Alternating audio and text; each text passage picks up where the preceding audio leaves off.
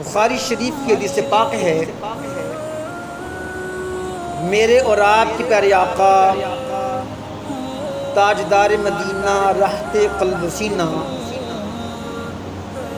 فیض گنجینہ صاحب معطر پسینہ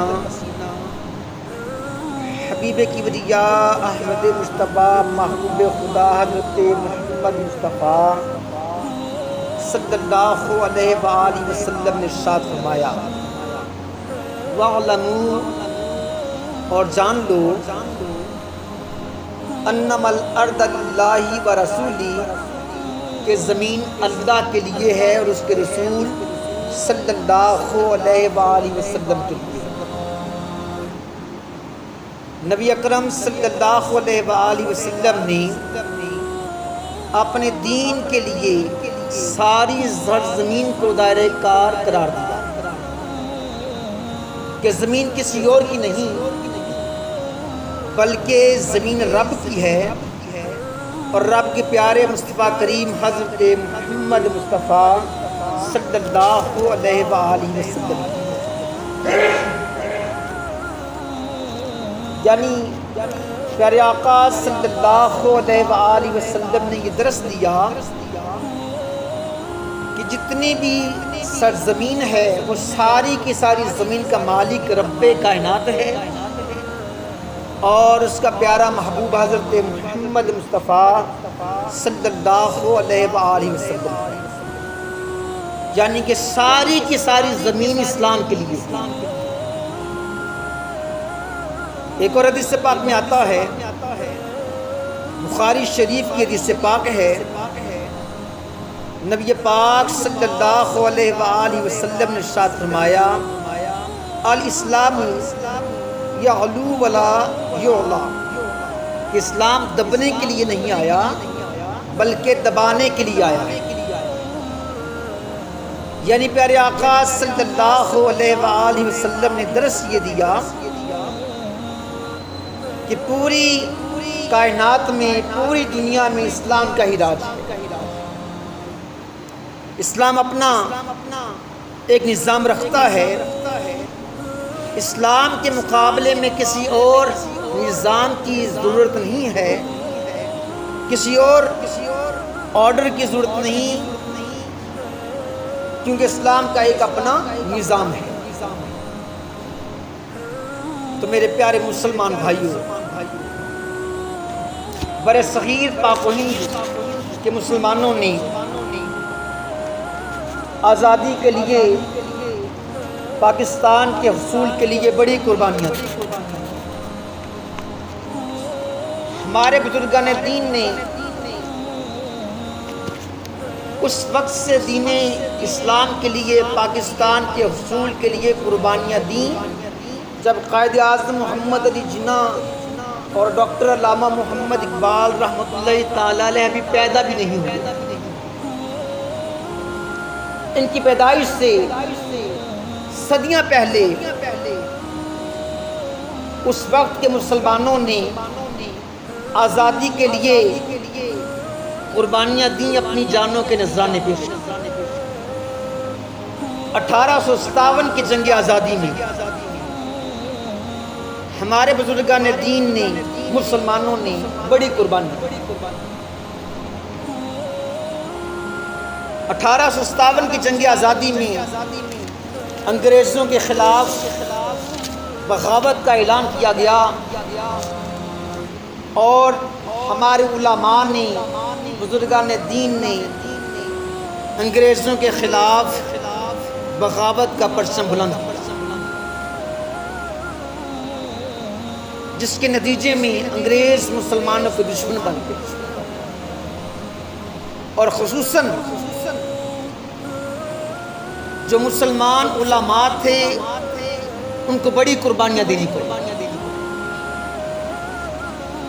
دہلی میں 4000 دینی مدارس قائم ہوئے۔ 1857 کی تحریک آزادی چلی تو سارے مدرسے جو تھے ان کو جلا دیا گیا، اور ان مدرسوں کے علماء کو اور طلباء کو شہید کر دیا۔ انگریز مورخ لکھتا ہے کہ میں نے دہلی شہر اور اس کے مضافات میں 50 کلومیٹر کا سفر طے کیا۔ مجھے کوئی ایسا درخت نظر نہ آیا کہ جس درخت پر کسی ایک یا دو علماء یا طلباء کی لاشیں نہ لٹک رہی۔ ہمارے علماء اور ہمارے دینی مدارس کے بچوں کو درختوں کے ساتھ پھانسیاں دی گئیں۔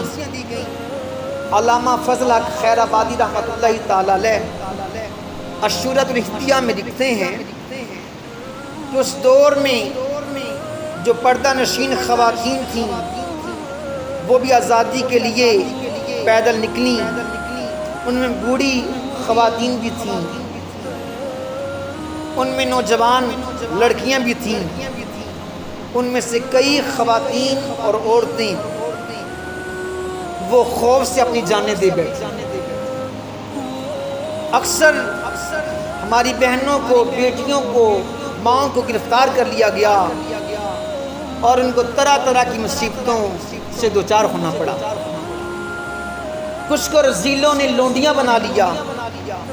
اور بعض ہماری بچیوں کو چند ٹکوں کی عوض بیچ دیا گیا۔ بہت سی بھوک اور پیاس کی وجہ سے شہید ہو گئیں۔ بعض ایسی غائب ہوئیں کہ پھر نہ لوٹیں اور نہ ان کا پتہ چلا کہ وہ کہاں چلی۔ ہزاروں عورتیں اپنے سرپرستوں، شوہروں، اپنے ماں باپ، اپنے بیٹوں، بھائیوں سے جدا کر دی گئیں۔ بہت سی عورتیں صبح کو سہاگن تھیں لیکن شام کو وہ بیوہ ہو چکی تھیں۔ اپنے ماں باپ کی آغوش میں سننے والے کئی بچے رات کو سوئے تو ماں باپ کی آغوش میں سوئے، لیکن جب صبح اٹھے تو وہ بچے یتیم ہو چکے تھے۔ کتنی ہی عورتیں اپنی اولاد کے غم میں اپنی جانیں دے بیٹھی۔ آزادی کے لیے بڑی قربانیاں دینی پڑیں۔ یہ میں اس وقت کی بات کر رہا ہوں جب قائد اعظم محمد علی جناح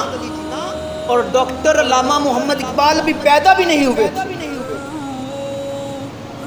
1857 سے ہمارے بزرگان دین نے اپنی جانوں کے نذرانے پیش کیے۔ شہر چٹیل میدان بن گئے،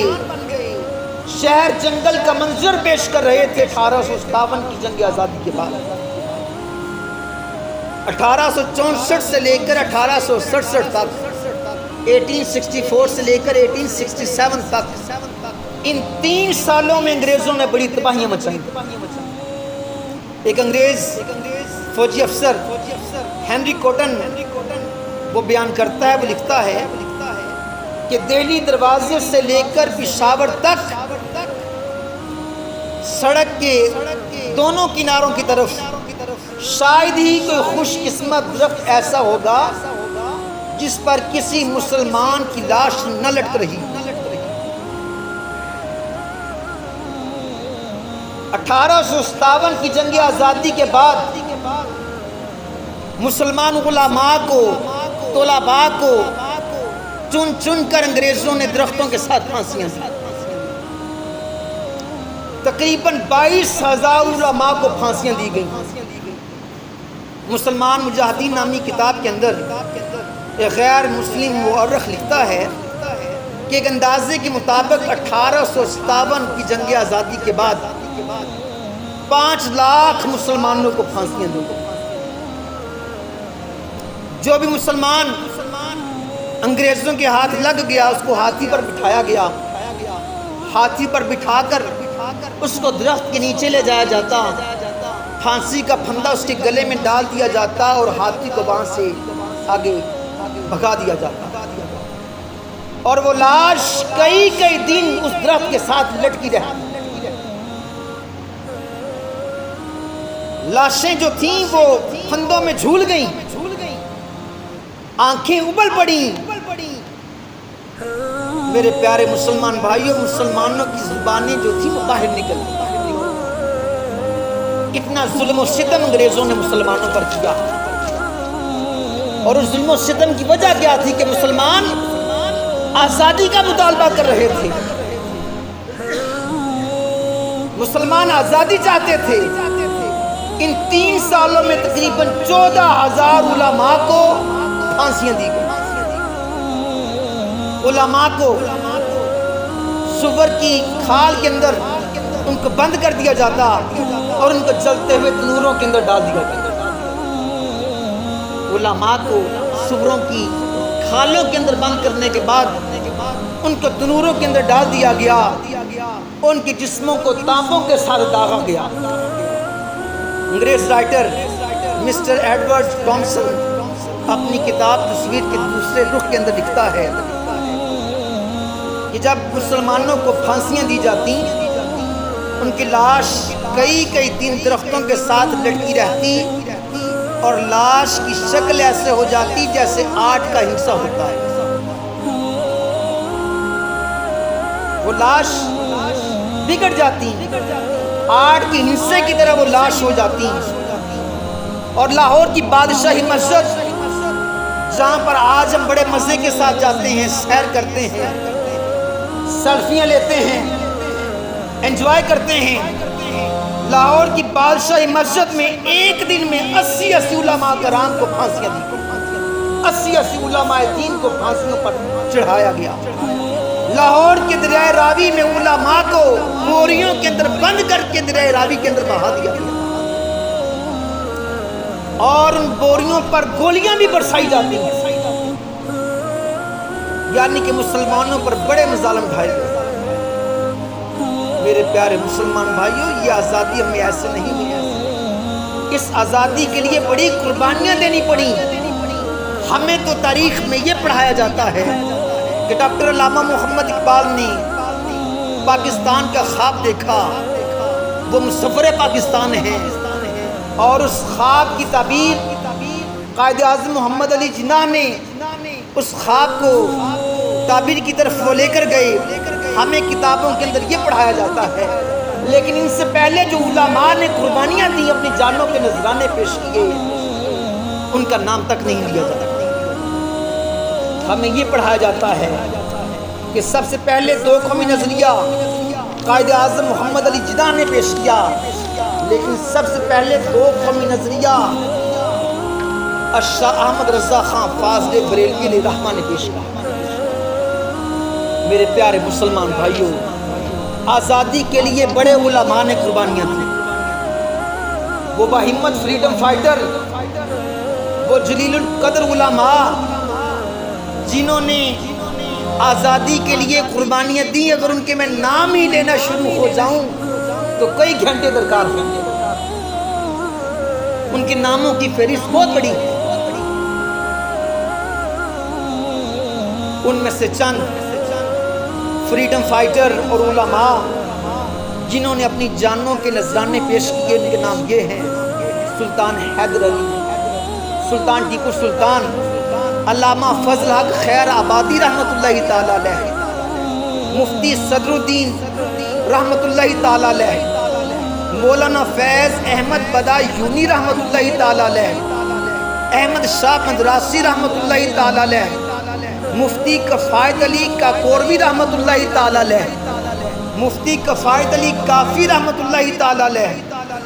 مولانا رحمت علی کرانوی رحمۃ اللہ تعالی علیہ،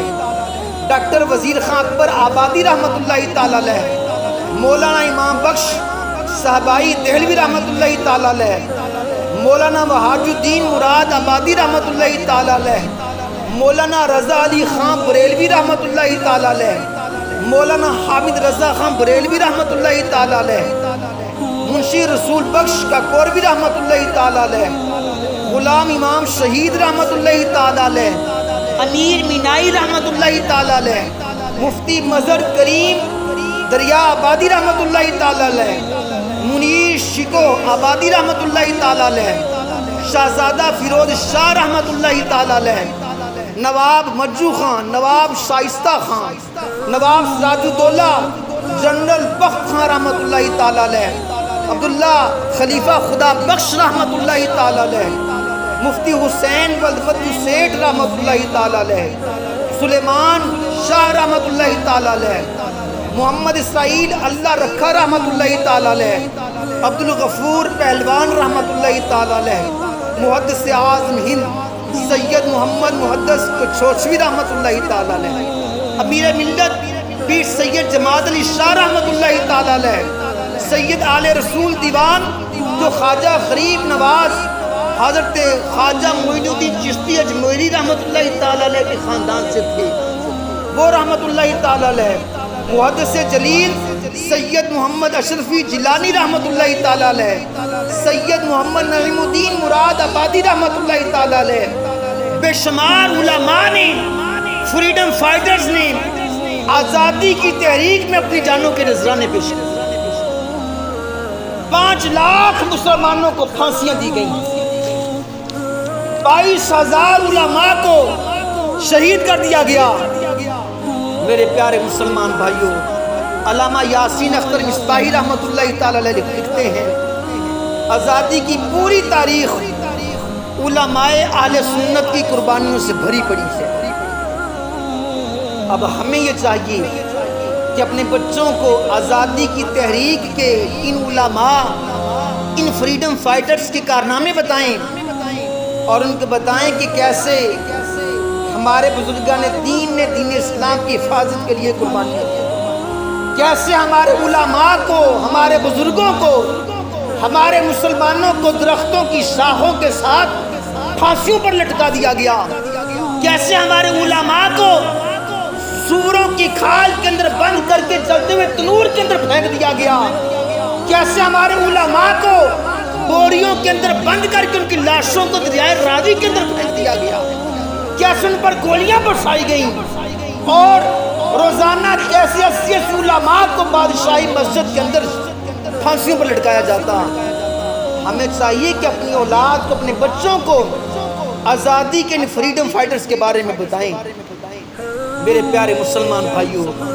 جن بزرگان دین کی کاوش ہے، کوشش ہے، بعد میں تحریک آزادی نے زور پکڑا، قائد اعظم محمد علی جناح رحمۃ اللہ تعالی علیہ کی قیادت کے اندر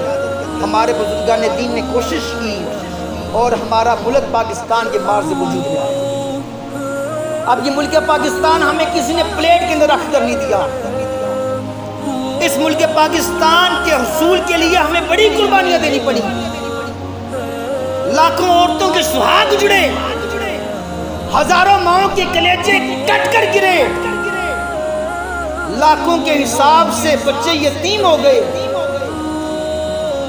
تقریباً 2 کروڑ مسلمانوں نے برے صغیر سے پاکستان کی طرف ہجرت، 2 کروڑ مسلمانوں نے۔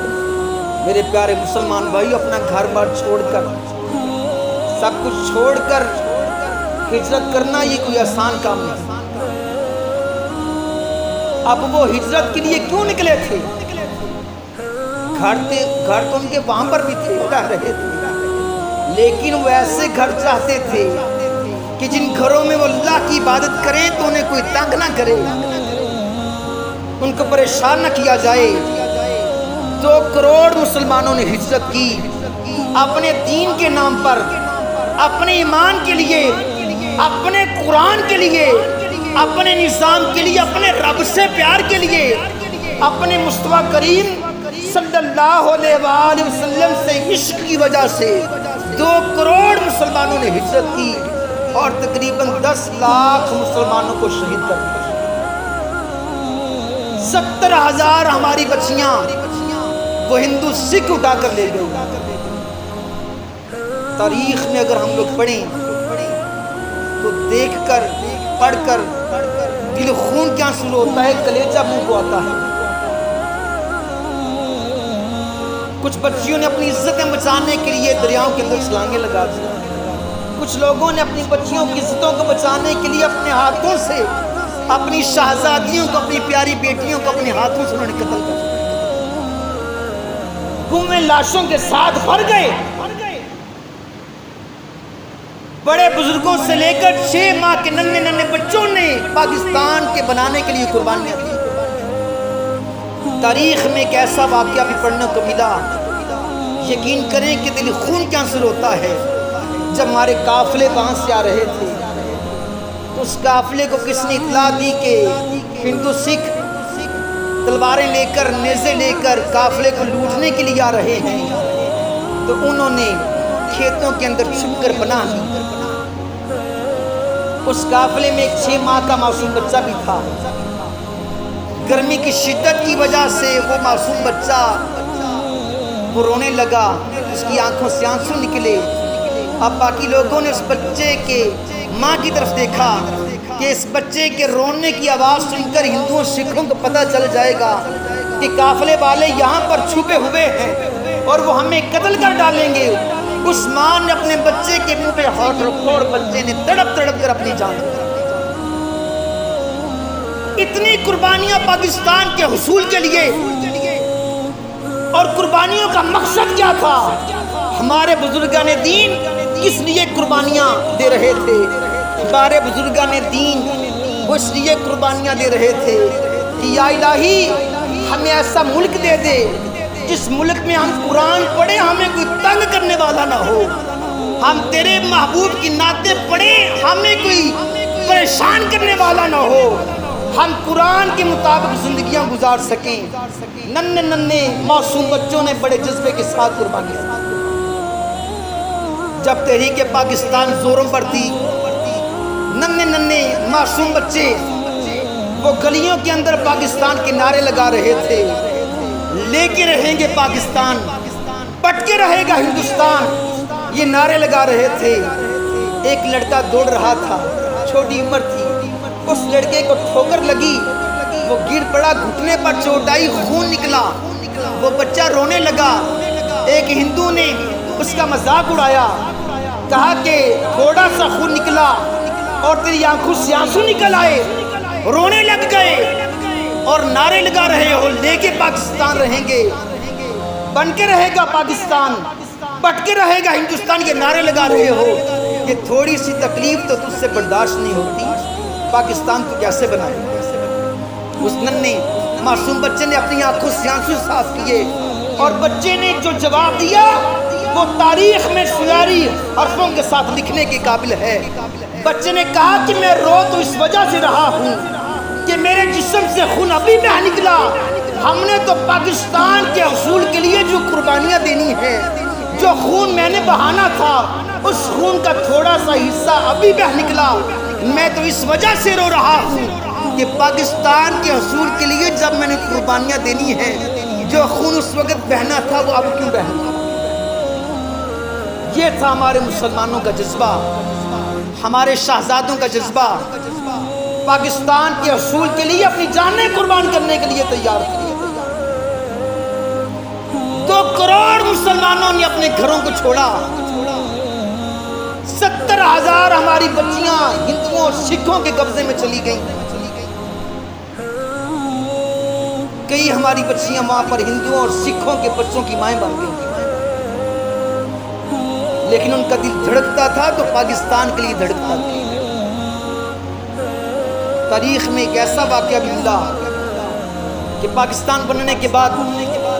ہمارا ایک فوجی، ہمارا ایک سپاہی بارڈر پر پکڑا گیا،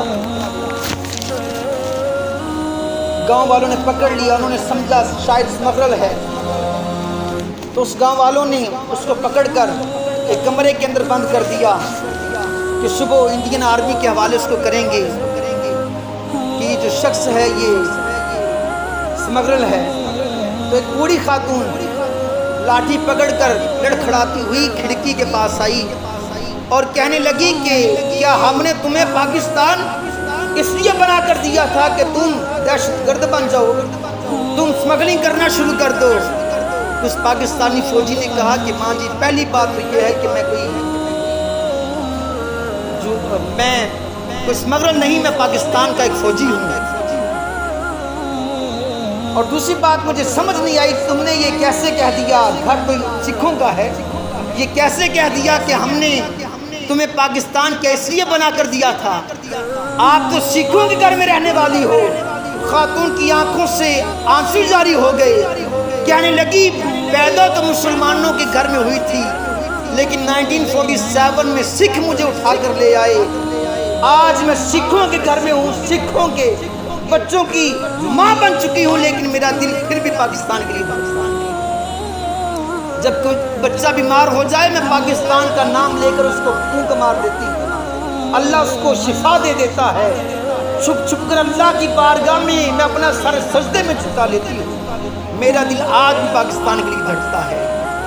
تو پاکستان کے حصول کے لیے ہمارے بزرگوں نے بڑی قربانیاں دی۔ میرے پیارے مسلمان بھائیوں، پاکستان کے حصول کے وقت ہمارے بزرگوں نے یہ نعرہ لگایا تھا، پاکستان کا مطلب کیا؟ لا الہ الا اللہ، یا اللہ میں ایسا ملک دے دے جس ملک میں ہم تیرے لا الہ کے ترانے بلند کریں، ہم تیرے پیارے حبیب کی نعتیں پڑھیں، ہم قرآن کے مطابق زندگیاں گزاریں۔ ہمارے بزرگوں نے سچے رب سے یہ وعدہ کیا تھا، یا اللہ